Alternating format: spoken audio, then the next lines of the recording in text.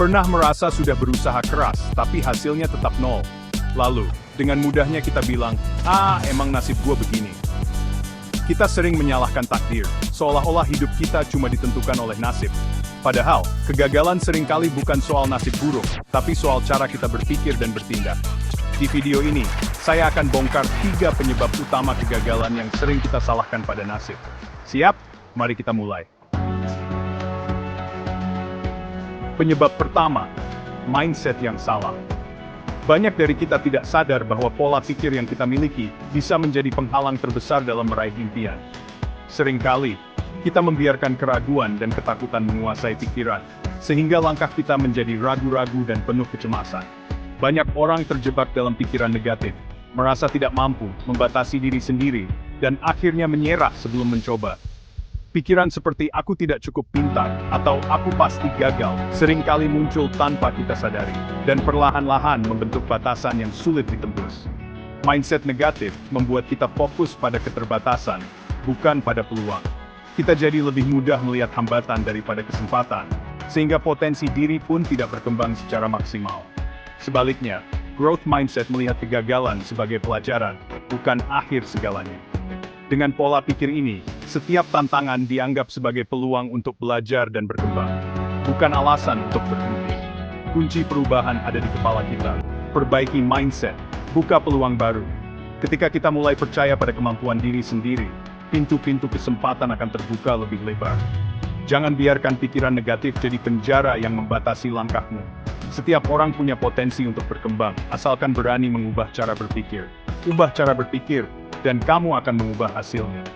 Ingat, perubahan besar selalu dimulai dari dalam diri sendiri. Dari pola pikir based the folk.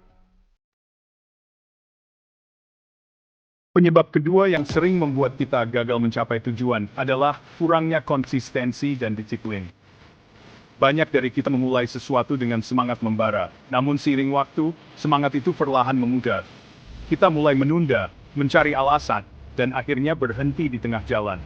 Padahal, tantangan terbesar bukanlah memulai, melainkan bertahan dan terus melangkah, meski godaan untuk menyerah datang berkali-kali. Motivasi memang penting sebagai pemicu awal, tapi motivasi itu seperti api kecil, cepat padam jika tidak dijaga. Banyak orang merasa sangat bersemangat di awal, namun ketika menghadapi hambatan, motivasi itu menghilang. Yang benar-benar membuatmu terus maju adalah disiplin. Disiplin berarti melakukan apa yang harus dilakukan, bahkan saat kamu sedang tidak ingin melakukannya. Disiplin adalah kekuatan untuk tetap bergerak, meski rasa malas dan bosan datang menghampiri. Sukses bukanlah hasil dari satu kali ledakan semangat, melainkan akumulasi dari ribuan langkah kecil yang dilakukan secara konsisten setiap hari. Setiap kemajuan, sekecil apapun, akan membawamu lebih dekat ke tujuan. Banyak orang gagal karena terlalu menginginkan hasil instan. Mereka mudah kecewa saat hasil tak kunjung datang, lalu membandingkan diri dengan orang lain yang terlihat lebih cepat sukses. Padahal, setiap proses butuh waktu dan kesabaran. Bangunlah sistem yang mendukungmu, buat target harian yang realistis, dan jalani prosesnya meski perlahan. Setiap hari, lakukan satu hal kecil yang mendekatkanmu ke tujuan. Disiplin adalah jembatan yang menghubungkan antara mimpi dan pencapaian nyata. Tanpa disiplin, mimpi hanya akan tetap menjadi angan-angan. Jangan hanya menunggu motivasi datang, tapi latihlah konsistensi setiap hari. Jadikan kebiasaan kecil sebagai pondasi menuju perubahan besar. Ingat, perubahan besar terjadi dari akumulasi usaha kecil yang dilakukan terus-menerus.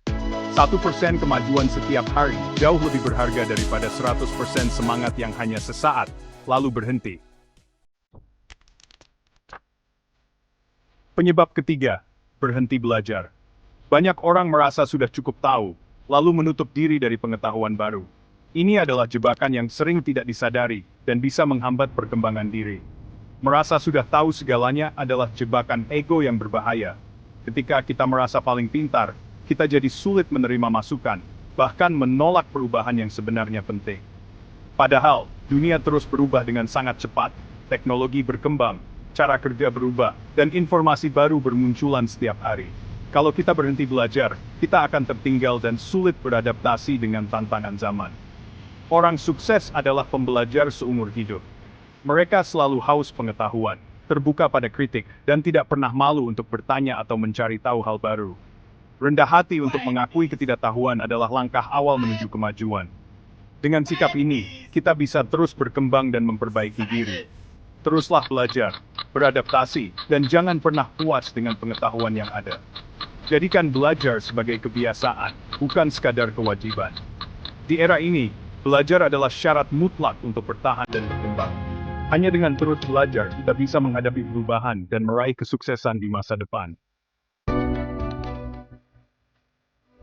Intinya, kegagalan seringkali bukan soal nasib, tapi soal mindset, disiplin, dan kemauan belajar.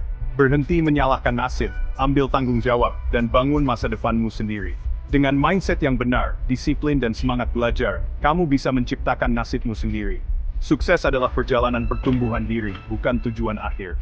Ambil kendali, mulai hari ini, bangun skill, bangun masa depan. Subscribe Skill Fusion Institute untuk konten pengembangan diri and skill.